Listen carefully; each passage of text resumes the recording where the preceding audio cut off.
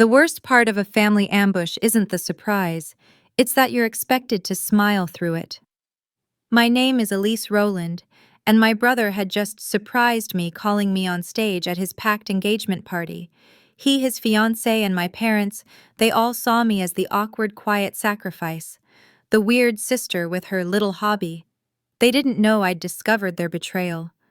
They didn't know I had a remote in my pocket, and I was about to trade their perfect family image for my truth. This is the story of how I finally stopped being their sacrifice. Like, share, comment, and subscribe to our channel. We always appreciate the time you spent here with us. The ballroom at the country club smelled like floor wax, old money, and hydrangeas, a scent I associated with polite suffocation. I stood near the back, my posture a defensive crouch I'd perfected over 2 decades trying to blend in with a towering potted fig. This was my older brother Caleb's engagement party, and the room was a perfect diorama of American suburban success. Floor-to-ceiling windows overlooked the 18th hole of the golf course, the manicured green glowing under the dusk light. The guest list was a strategic collection of my parents' social capital bankers, who managed my father's portfolio, realtors, who worked in Caleb's office, stern-faced church elders, and PTA moms who had watched my family for years. They were all people who thought they knew the Rowland family story, who had seen the Christmas cards and heard the boasts at Sunday service. They saw the golden son Caleb, the rising real estate broker, and the difficult daughter me. Up at the front, my brother Caleb and his fiancée Brianna Cole were a portrait of triumph. He was the golden child, handsome and effortlessly charming, in a way that always made people want to give him things. Loans, second chances, the benefit of the doubt. She was a rising star at a prominent venture capital fund, glamorous, sharp, and possessing a smile that didn't quite reach her eyes. They were being celebrated. I was at my own parents' table, wedged between a distant aunt and one of my father's golf partners, but I felt like a ghost. My parents were holding court. My mother's laugh, a bright tinkling sound, as she soaked in the congratulations, my father beaming with a proprietary pride.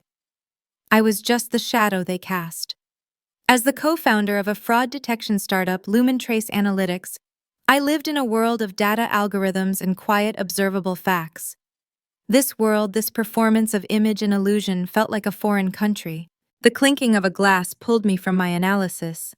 The DJ's microphone squealed, and Caleb, his arm draped around Brianna, took center stage. "Thank you all for coming," he boomed, his voice radiating the easy confidence of someone who has never been told no. "Brianna and I we're overwhelmed. But before we cut the cake, I want to do something a little special." He scanned the crowd, his eyes landing directly on me. A slow, cold dread began to crawl up my spine. "I want to surprise my little sister Elise. Come on up, Elise. Come on, give us a toast." My heart didn't just drop, it plummeted. This was not planned. This was not discussed. This was an ambush. A spotlight found me, pinning me against the fig tree. 100 conversations stopped. 100 faces turned, their expressions ranging from mild curiosity to the faint, amused pity I knew so well. I could hear scattered laughter from the tables up front, people thinking it was a cute prank, a sweet, spontaneous gesture from a loving brother. They didn't see the cold calculation in it. They didn't see the trap. My mother's smile was fixed, a painted-on expression of encouragement that was really a command. "Don't you dare mess this up. Don't be weird." My father just looked expectant, as if this too was a test I was likely to fail. I felt the familiar heat rise in my neck, the desperate urge to disappear. But there was no escape. I had to walk. My heels sank into the plush, wine-colored carpet as I made the long walk from the back of the room. Every step felt like wading through wet concrete. Caleb met me at the edge of the dance floor, his grin wide and triumphant, and handed me the heavy silver microphone. "Didn't forget about you, sis," he murmured, close enough for only me to hear his grip on my arm, just a little too tight before he let go. I stood there alone, blinded by the light. I was holding the mic, the metal already slick in my sweating palm. I could feel what they were all expecting. They expected me to be the awkward sacrifice sibling, The quiet coder, the one who never quite fit. The one who lived in a world of numbers while her brother conquered the real world of property and prestige. They were waiting for me to stumble, to stammer out a few cliches about love and happiness, and then scurry off stage so the real celebration could continue. I looked at the crowd. I saw the church elders who had patted my head and told me to smile more. I saw the neighbors who had praised Caleb's baseball trophies while ignoring my valedictorian speech. I saw my parents, their entire identity invested in the flawless image of the family I was threatening just by being different. And I saw Caleb and Brianna smiling for their audience, so sure of their place in the world, so sure of mine. I was supposed to be the footnote in their story, but they had made a critical mistake. They had underestimated the quiet one. They thought I was just a ghost. But a ghost sees everything. Instead of clearing my throat to toast, I let my left hand rise, the one that wasn't holding the mic. In it, I held a small black remote, the kind used for presentations. It was small enough to be hidden in my palm, but I wasn't hiding it anymore. My thumb found the button. I let my internal voice, the one that had been screaming for years, finally settle into a cold, hard calm.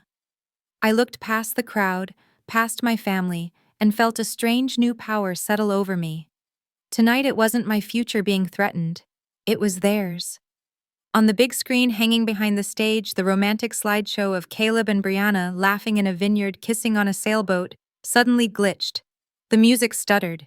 The image flickered and the screen plunged to absolute black. A confused, uncomfortable hush fell over the ballroom.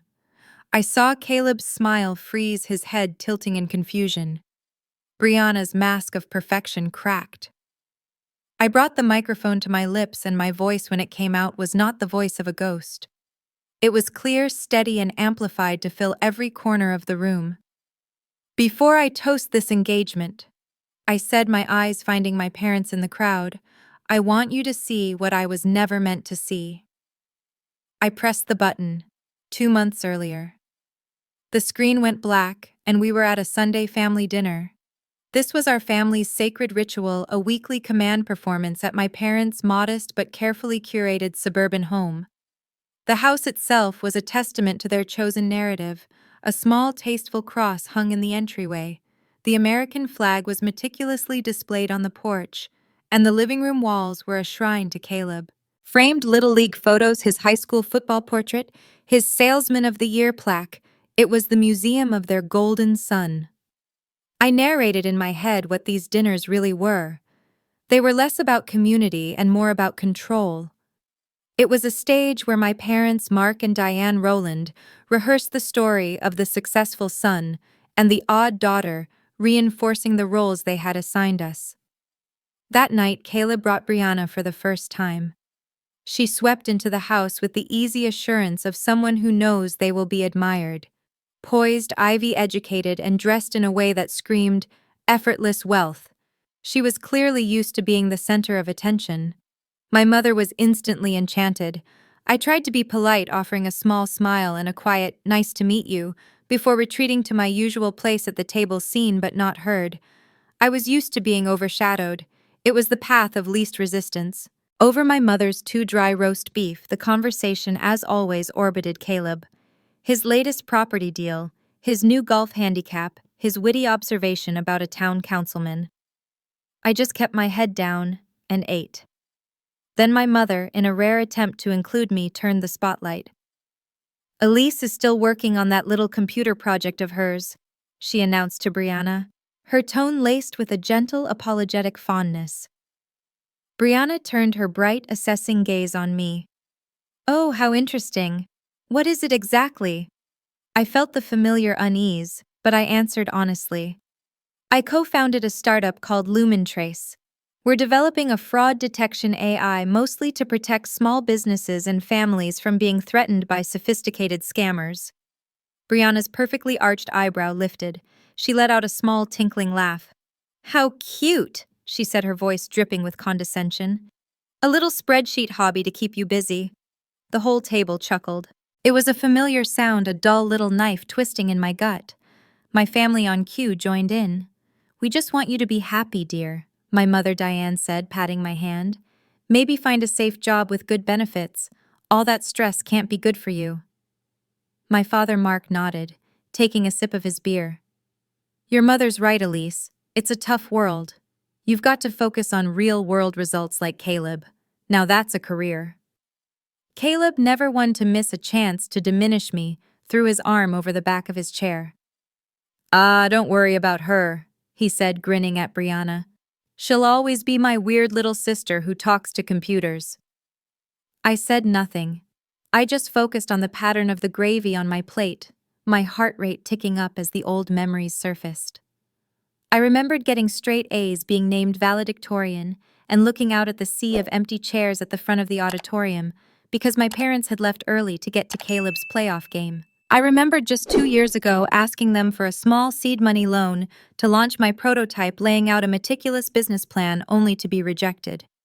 Too risky, my father had said, his face a mask of paternal disappointment.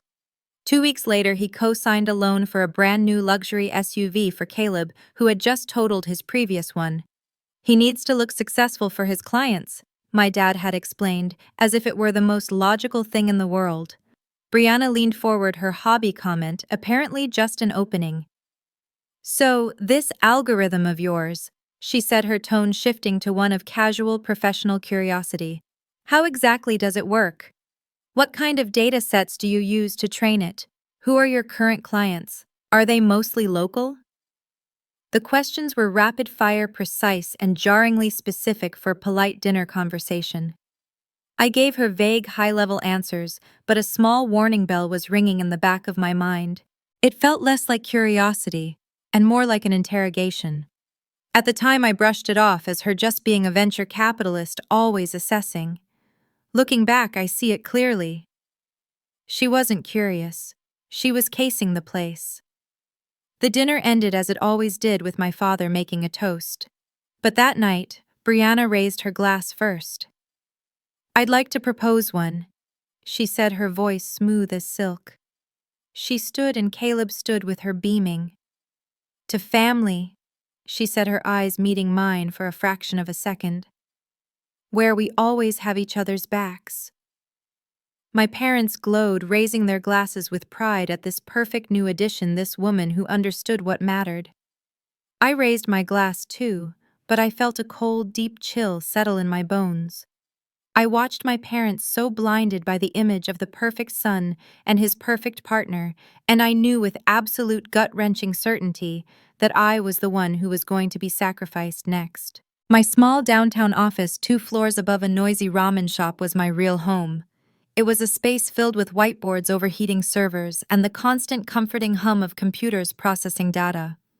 I spent most nights there with my co-founder and best friend, Mateo Alvarez.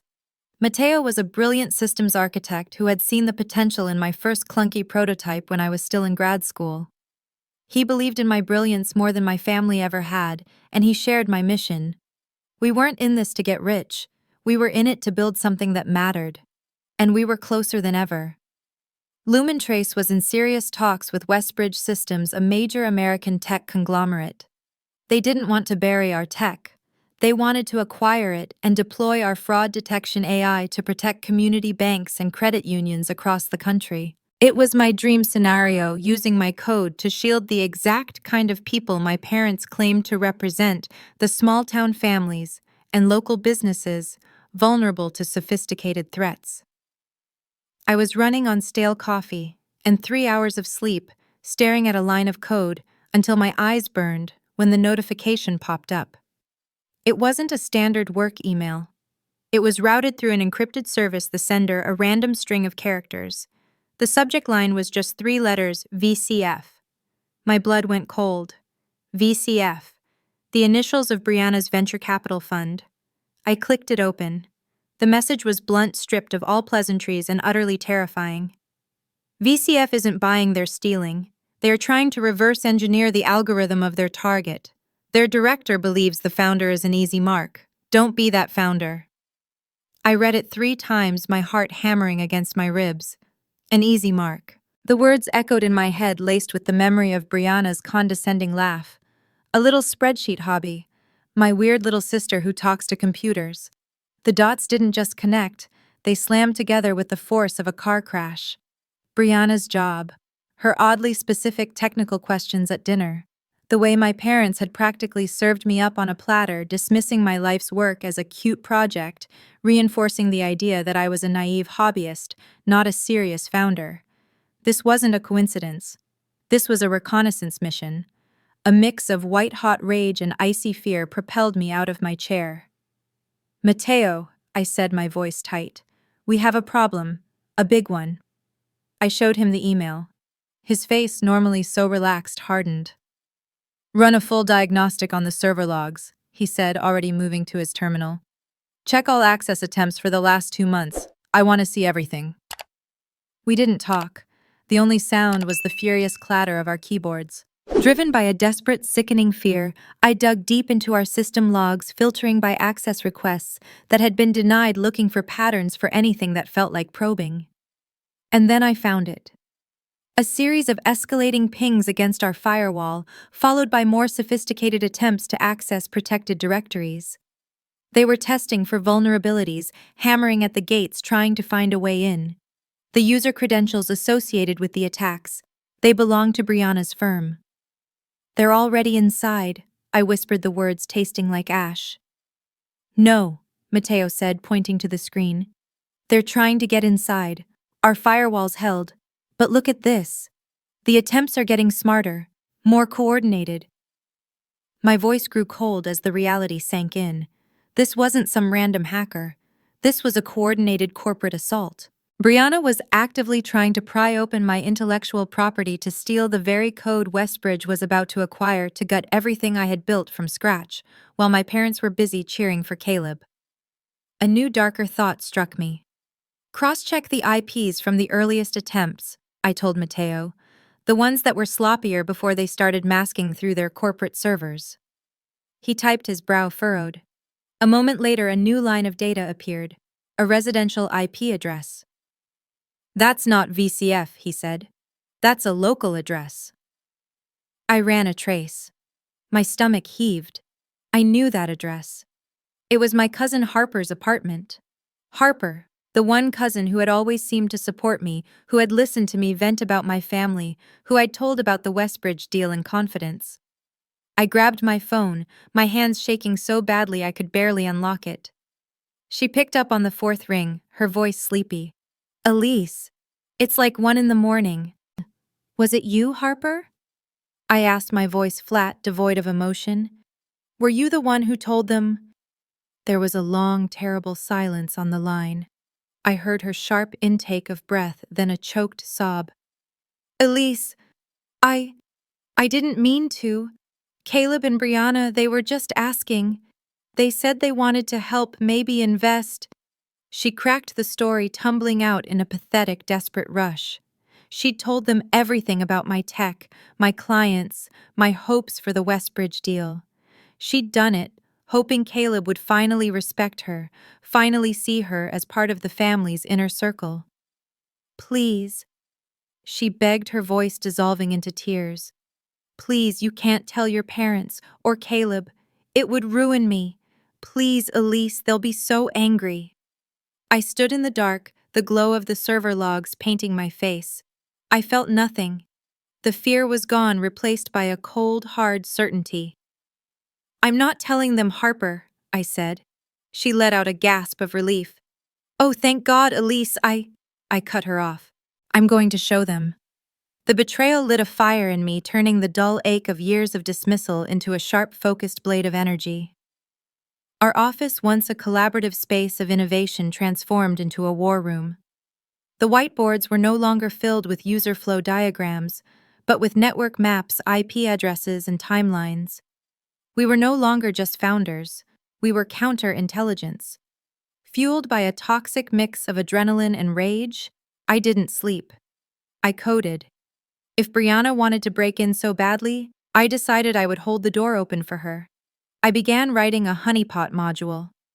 In the world of fraud detection, a honeypot is a trap. It's an isolated fake system designed to look like a valuable target, a crack in security that lures in attackers. I explained it to Matteo, my fingers flying across the keyboard. It'll look like a hidden back door to our core algorithm, I murmured, the screen reflecting in my glasses. A directory they'll think we misconfigured. But this was no ordinary trap. The moment they accessed it, the module would activate. It would record everything, not just their IP and the files they tried to access, but a full screen capture of their session, every single keystroke. And this was the part I was most proud of. It would quietly activate the microphone on the attacker's computer. They would think they were stealing my code, but they would be handing me a full confession. I paused, a cold thought running through me. I was weaponizing the very skills I had once dedicated only to protecting people. I was building a tool of violation to catch a violator. With the honeypot built and nested deep within our system, all we had to do was bait the hook. LumenTrace sent out a carefully worded maintenance email to all our demo users, a list I knew VCF was on. The email blandly mentioned system updates and, crucially, a temporary rolling back of certain security protocols during the transition. It was tech jargon designed to sound plausible, but to anyone watching and waiting for an opening, it was a flashing neon sign. It was an invitation. Elise Rowland, the naive founder, was getting sloppy. I knew Brianna's team, driven by their director's arrogance, would see it as the perfect time to strike. They'll be in within 48 hours. I told Matteo, my voice flat. He was quiet, leaning against a server rack, his arms crossed. He wasn't celebrating. Elise, he said, his voice low. This is brilliant. It's also terrifying. I looked up from my screen. It's necessary, Matt. Is it? He pushed, walking over to my desk. Or is it revenge? This goes way beyond just protecting our IP. You're trying to destroy her. I get it, I do. But are we crossing a line? Is this justice, or is this just feeding the anger? I'm with you to protect the company, but I don't want to be part of something that just burns people down for the sake of it. I flinched because he had found the raw nerve. I don't know anymore. I confessed, the words tearing out of me. I honestly don't. I feel torn between wanting to burn them all down, her, Caleb, my parents, the whole fake system, and just wanting to be free. To not have to fight for every inch of respect. That night I couldn't code. I couldn't think. Matteo's question echoed in my head. Was I just becoming them? I found myself scrolling through my contacts and hitting a number I hadn't dialed in months. Dr. Linda Cho, my former grad advisor, picked up on the third ring. She was a respected professor now, an ethics consultant for tech firms. She listened patiently, as she always had, as I poured out everything, not just the data theft, but the decades of being belittled, of being sidelined for Caleb, of being threatened with being cut off if I didn't act normal, and now finally being actively criminally robbed by the woman my family had embraced. They made me the easy mark, I finished, my voice cracking. Dr. Cho was silent for a moment. When she spoke, her voice was kind but firm. Elise, you have every right to be angry, but you're at a crossroads. Matteo is right to ask the question, is your goal to hurt them or to free yourself? Because they are not the same thing. You can use this evidence to hurt them, and maybe you'd be justified. But resentment will chain you just as tightly as your parents ever did. What does liberation look like for you? Liberation. The word hung in the air. I realized with a sudden aching clarity that I didn't just want them to lose. I wanted to win. I wanted to be seen for who I was, not as their failure. I wanted truth over drama. Thank you, Dr. Cho, I whispered. I know what I have to do. I hung up, a new, colder resolve settling over me. This wasn't just about revenge. It was about severing the chain. The next morning, Matteo and I were reviewing the final acquisition terms from Westbridge when his phone buzzed. It was the acquisition lead, just checking in. Everything's on track, Matteo told him. We're just cleaning up some security protocols. He was quiet for a moment, listening. Oh, that's great. Yeah, a lot of people are getting engaged this time of year. He listened again, and I watched his face go pale. Who did you say? He asked. He hung up the phone slowly, his eyes wide. What is it? I asked. That was the Westbridge rep. Mateo said, his voice numb. He mentioned their CEO Thomas Haynes is flying out this weekend. He's coming here for an engagement party. My stomach tightened. Whose engagement party? He said it's for an old friend's son, Mateo said, looking at me with dawning horror. An old friend named Mark Rowland. I stared at him. Thomas Haynes, the CEO of Westbridge Systems, the man who had called me the key asset in this entire 8-figure deal. He was going to be in the ballroom at the country club. The night my family plans to parade me as a failure. I thought the pieces clicking into place with a horrifying perfect precision. My future boss will be in the room. I looked down at my terminal where the honeypot code lay dormant waiting. A slow, dangerous smile touched my lips. I whispered it to the empty office, a promise to myself. Then that's where the truth comes out. The day of the engagement party, I got ready alone in my small, quiet apartment. The silence was a comfort, a shield before the noise I knew was coming.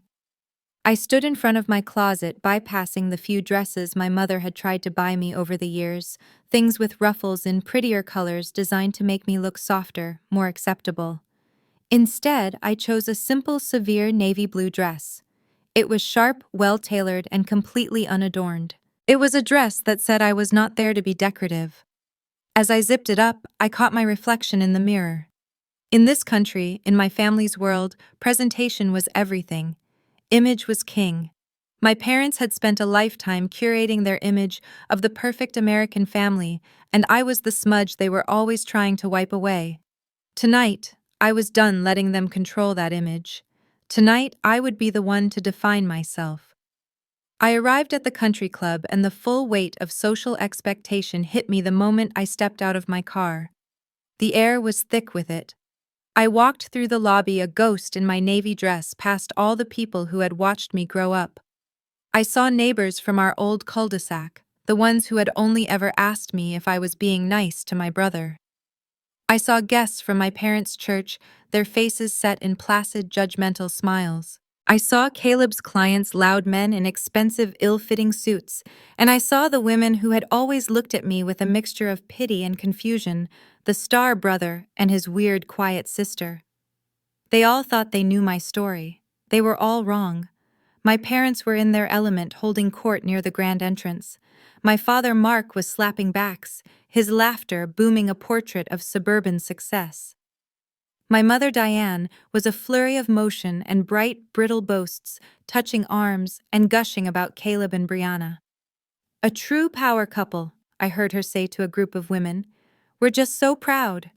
She spotted me, and her smile faltered for a fraction of a second before reforming tighter this time. Elise, you made it, she said, her voice loud enough for everyone to hear. I'm almost surprised you could get away from your little computer cave. She laughed, a high tinkling sound, and the women around her smiled politely. I just nodded. I wouldn't miss it, Mom. I scanned the room, my eyes searching, and then I found him. Standing near the bar, talking to a man I didn't recognize, was Thomas Haynes, the CEO of Westbridge. He looked exactly as he had in our video conferences, impeccably dressed, an air of quiet, indisputable authority. As if he felt my gaze, he looked up. Our eyes met across the crowded room. There was a flicker of recognition, then a moment of clear, professional acknowledgement. He knew exactly who I was. And as he watched my mother turn away from me to greet a new arrival with a gushing hug, I saw a look of genuine surprise and perhaps understanding cross his face. He was seeing in real time how the key asset of his new multi-million-dollar acquisition was treated by her own family. He gave me a slow, almost imperceptible nod before turning back to his conversation. It was all I needed. I had just turned toward the bar myself when they appeared, a united front of polished perfection. Caleb and Brianna. Elise? Brianna glided over her diamond ring, catching the light, Caleb's arm possessively around her waist. I'm so glad you're here. We were just saying how creative you are. Her smile was wide, but it was all teeth. Caleb tells me you're still working on that startup. It's so admirable. Maybe one day when it's big enough you can come pitch to a serious fund like VCF, We're always looking for interesting projects. The condescension was so thick I could have bottled it. Caleb just grinned, patting my shoulder. That's right, sis. Keep at it. The old me would have shrunk. The old me would have mumbled something and disappeared. The new me just smiled calmly. Thanks, Brianna, I said, my voice even. But I think I'll be okay. This week has already been pretty big for my company. Brianna's smile twitched. She didn't have time to reply. My father's hand was suddenly on my elbow, his grip tight. Elise, a word. He pulled me aside out of earshot, his face a mask of cold fury. What do you think you're doing? He hissed, his voice low and dangerous. I heard that. Don't you dare ruin your brother's night. No weird career talk, no tech jargon. Nobody here cares about your little computer games and it makes people uncomfortable. He leaned in, his eyes hard. This night is for Caleb. Family means sometimes you stay quiet so others can shine. God knows your mother and I sacrificed enough for both of you. The least you can do is not embarrass us. He framed it as a virtue, this demand for my silence.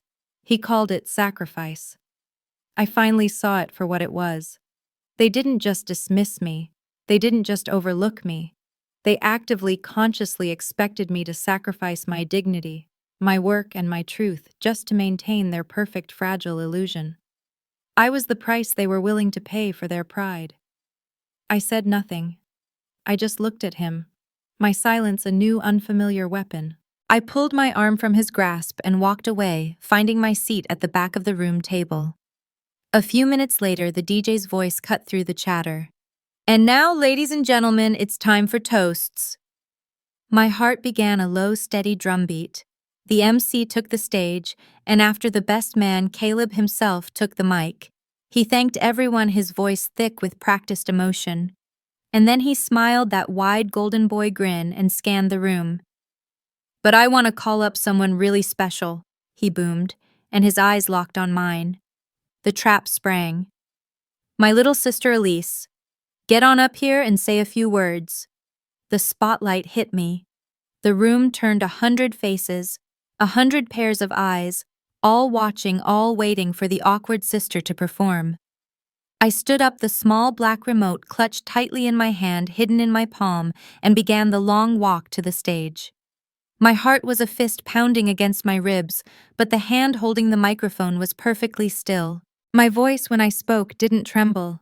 It cut through the expectant silence of the ballroom, amplified and steady. Thank you, Caleb. Thank you, everyone.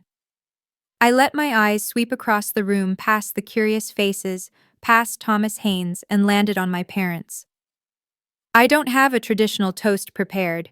To be honest, I've never been very good at those. But I do have something more honest. The air in the room shifted. The polite smiles tightened. I could feel my mother's glare, a physical force trying to will me off the stage. I ignored it. I've been thinking a lot about family. I continued, my voice conversational, as if I were just sharing a passing thought. About what it's supposed to mean. It's supposed to be the people who protect you, not threaten you. It's supposed to be the people who stand between you and the predators, not the ones who offer you up to them. The discomfort in the room was palpable now. Chairs creaked. Someone coughed. My father's face was darkening. So, in that spirit, I said, I want to show you something. I raised my left hand, the one holding the small black remote. I clicked the button. Behind me, the massive screen went black, silencing the soft ambient music. A few confused murmurs started. Then the screen flickered to life. It wasn't a photo. It was a screen recording. The guests watched, confused, as a computer cursor clearly logged into the VCF network navigated through a series of folders. The cursor hovered, then clicked on what looked like a hidden folder within the Lumentrace Systems My Honeypot.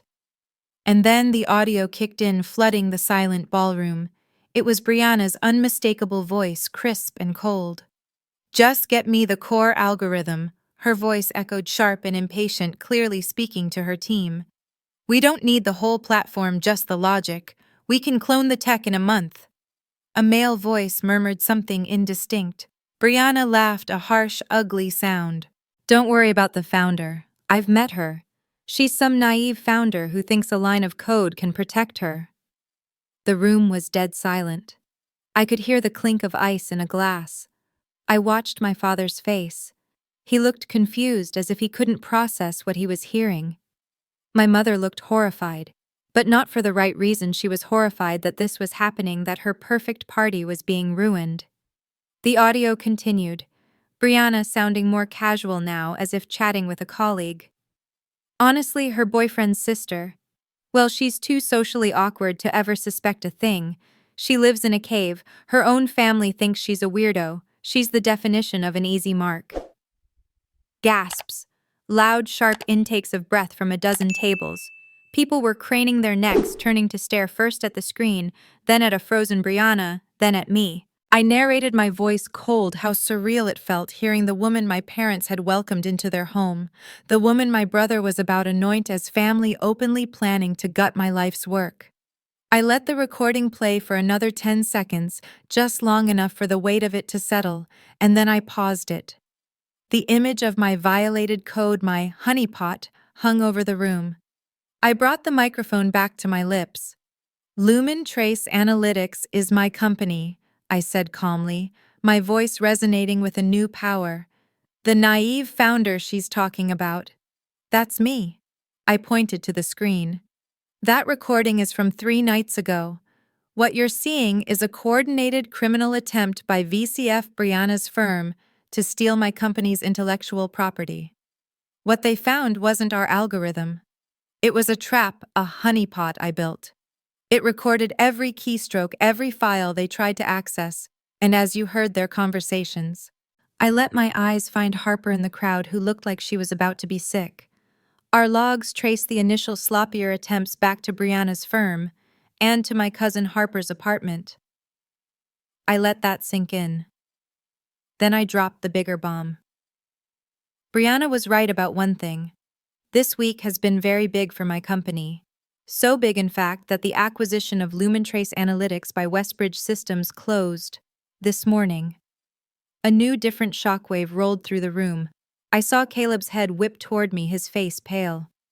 I have accepted a leadership role, I continued, heading a new AI division. We'll be focused on expanding my work protecting communities, small banks and families from the very fraud Brianna was just describing. I turned and nodded toward the bar. Mr. Haynes. Thomas Haynes stood up. He didn't look surprised. He looked impressed. He raised his glass. It's true, he called out, his voice carrying easily. Westbridge is incredibly proud to have Elise Rowland and her team joining us. Her integrity and innovation are exactly what this industry needs. The room finally understood. The odd daughter, the weird sister, the little hobby founder, was the most successful, most powerful person in the room. The narrative my parents had carefully curated for 30 years had just been obliterated in 30 seconds. I turned, my gaze finally landing on my family. My brother frozen, his face a mask of disbelief. My parents staring at me as if I were a stranger, their faces a ruin of shock and fury. With a quiet power I didn't know I possessed, I looked at my brother, at my mother, at my father. You ambushed me tonight to make me feel small. I said, my voice quiet, but carrying over the microphone. You have sacrificed my dignity, my entire life, to polish your own image. You brought someone into our lives who tried to steal everything I've ever built. I took a step back, my hand steady. I won't be your sacrifice anymore. I set the microphone down on the small table, the thud echoing in the dead silence. Then I turned. I saw Brianna, her face white with rage and humiliation, grab her purse and bolt for the exit. I saw Caleb rooted to the spot, pale and trembling. I saw my parents, their mouths open, staring at me like they had never ever seen me before. I stepped off the stage. I didn't run. I walked. I walked past the stunned faces of my parents' friends, past the church elders, past Thomas Haynes, who gave me a nod of profound respect. I walked out of the ballroom, and as the heavy doors swung shut behind me, the first rising murmurs of the explosion I had detonated began to swell. I didn't know if I had just destroyed my family. I only knew I was finally free.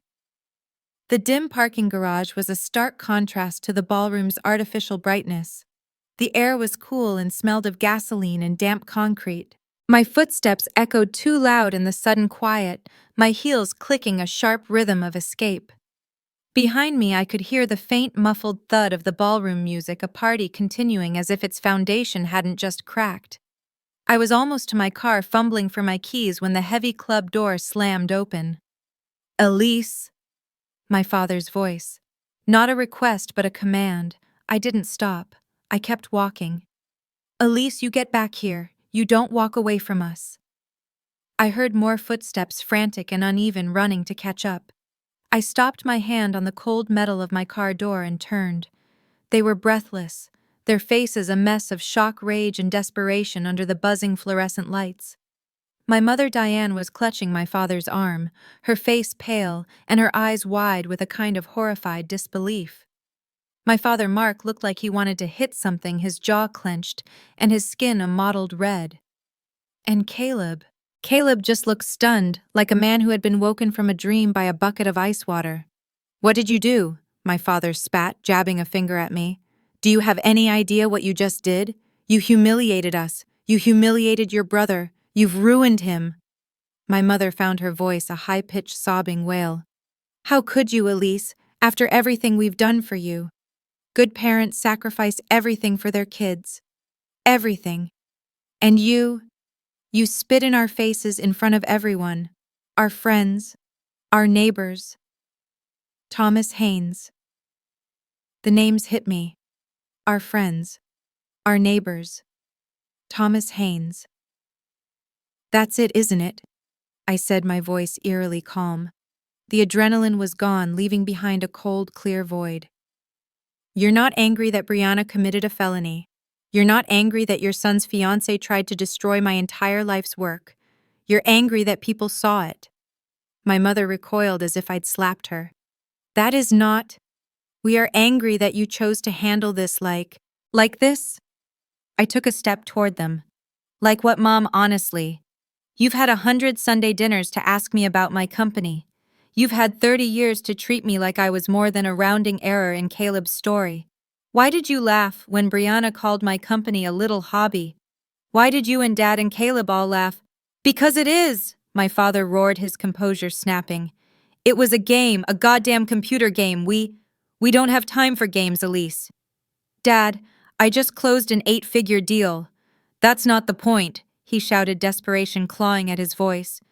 "The point is, we backed the wrong God." He put his hands on his head, and in that moment the truth finally horribly spilled out of him. "We sunk everything into Caleb," he said, his voice dropping to a desperate rasp. "Our savings. We took a second mortgage out on the house to fund his developments. We always thought he was the sure bet. He was the one who knew the real world, the real American success story." My mother was sobbing openly now. We always saw you as so fragile," she whispered, as if this were an excuse. "So sensitive, not built for the real world." There it was. Not a sure bet. Fragile. I was the one they had to handle, and he was the one they had to fund. The silence that followed was heavy, broken only by my mother's crying and the distant hum of the ventilation. "So you didn't see me," I stated. It wasn't a question. "You just saw a liability, and he was an asset. Until tonight." Caleb, who had been silent, suddenly lurched forward, his face white. "My phone," he stammered, holding it up. "It's blowing up. Clients, investors. They're pulling out. The video? Someone recorded your little speech, Elise? It's already—" He looked at me, his eyes full of a childish, desperate panic I'd never seen. "You have to fix this." "Fix it?" I asked. "Caleb, I didn't do this. You did. You brought a thief into our family. You have to help us," my mother cried, lunging forward and grabbing my arm. her nails dug in. Elise, please. Your new money, your connections. Mr. Haynes, you have to talk to them. Tell them it was a misunderstanding. You owe us. We're your family. You owe us for everything we invested. Invested. The word hung in the cold air. I finally understood. I was never an equal child. I was background noise, a backup plan at best, a convenient scapegoat at worst. Their love wasn't love, it was a portfolio. It was conditional, tied entirely to Caleb's image and their own fragile pride. I looked down at her hand on my arm, and very calmly I unhooked her fingers. No. What? My father said, his voice dangerously low. No. I repeated, my voice clear and final. I will not cover Caleb's debts. I will not lie to Thomas Haynes or anyone else to protect Brianna or VCF. And I will not keep sacrificing my mental health, my career, and my future just so you can feel like the perfect American family in front of the neighbors. You bitch, Caleb whispered, his face contorting. You did this to me. This is all your fault. You were always jealous. I looked at him, and for the first time in my life, I saw him clearly. Not the golden boy, not the star, not the hero. Just a weak, terrified man who had never once in his entire life been forced to face a single consequence. He was still waiting for someone else to clean up his mess. I turned back to my parents. You taught me family means protecting what matters. I said, my voice quiet. I'm finally doing that for myself. I paused, letting the words land. I'm done. I turned, opened my car door, and slid into the driver's seat. Through the glass I saw them. My mother collapsing against the side of a concrete pillar, her sobs echoing in the garage. My father, his face purple, cursing, kicking the tire of a nearby SUV. Caleb just standing there, frozen, his phone glowing in his hand like a beacon of his own destruction. I put the key in the ignition. As the engine turned over, I felt something I hadn't felt in my entire life. I felt light. Incredibly, strangely, painfully light. As I pulled out of the parking space, I felt it in my chest, a sharp, clean snap. It was the sound of a chain breaking. It's been 8 months. I'm not in that small apartment anymore. I'm writing this from a sunny co-working space in Denver, looking out over a city park. I moved here for the new role, for the clean air, and for the simple fact that no one in this city knows me as Caleb's weird sister. I settled into my leadership position at Westbridge, and it turns out that the quiet coder has a lot to say. My division is thriving. We're building the tools I always dreamed of, rolling out new protections that are already helping local banks, small-town credit unions, and vulnerable communities, the very people my family claimed to represent, spot fraud before it destroys them. I speak up in meetings now, my voice clear and steady. I mentor junior women in tech, and I make damn sure they know their contributions are not cute hobbies. My life here is quiet, but it's full. I've built a small, strong circle of friends. Mateo calls them my chosen family when he flies out to visit. We go hiking, we have neighborhood barbecues where people know me as Elise, the one who builds tools to keep people safe from scammers. I'm dating someone. He's a high school history teacher, kind and grounded and funny, and he thinks the tech jargon I used to hide is fascinating. He likes me, not my resume, not my acquisition price. On Saturdays, I volunteer at the local library, teaching a coding basics class for middle school girls. I watch them, so brilliant and shy and full of ideas, and I tell them every single week, your voice matters, your ideas matter. Don't ever let anyone make you feel small for being smart. Word trickled back, of course. The fallout from that night was immediate and absolute. Brianna was fired the next day. She's under federal investigation and has been quietly, permanently blacklisted from the financial world. Caleb is back at the bottom. Without my parents' money, which is gone, and with his reputation shattered, he's having to rebuild his life from scratch without any of the shortcuts he always took for granted. And my parents? From what I hear from distant relatives, they are isolated. They're still in that house, still bitter, still telling a selective version of the story to anyone who will listen, a story where they are the blameless victims of a cruel, ungrateful daughter. Sometimes late at night, I'll admit I miss the idea of having a warm, united family. I miss the fantasy I clung to for 30 years. But I've had to be honest with myself, we never were that. That perfect American family was an illusion, a stage play they performed, and I was the sacrifice they were willing to make to keep the show going. Letting go of that fantasy, as painful as it was, finally gave me the room to build something real. Last week I got an email. It was from Harper, the cousin who betrayed me. It was a raw, unpolished, rambling apology, full of misspellings and self-loathing. It ended with 3 words, "Can we talk?" I stared at it for a long time. The old Elise would have deleted it instantly, or replied with a page of data-driven venom. I haven't replied. I don't know if I've forgiven her, but I'm considering it. I'm finally starting to understand that forgiveness isn't for their comfort, it's for my peace. It's not about letting her off the hook, it's about me letting go of the weight. Tonight I'm walking home from the office, taking the long way through the park. The sun is setting, casting a warm golden light over the city. I think about how my entire life used to feel like one long, exhausting audition for my own parents' approval. An audition I was always failing. I was so busy trying to prove I was worthy that I never stopped to ask if they were.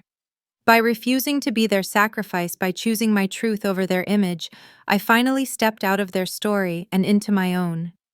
I stop walking, and I turn my face toward the last of the light. I think about that night in the ballroom and I wonder, have you ever realized the people who were supposed to protect you were the ones holding you back? The night I stopped being their sacrifice was the night I finally became myself.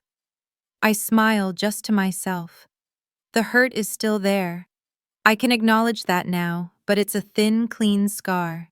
My future is wide open, and for the first time in my life, it is completely, entirely in my own hands. And with that, Elise closes a painful chapter and steps into a future she built for herself. What did you think of the moment she finally exposed them all at the party? We love to read every single one of your thoughts in the comments. If you enjoy stories of justice, be sure to subscribe for more. Thank you for listening. This has been a story from Radiance. We'll see you next time.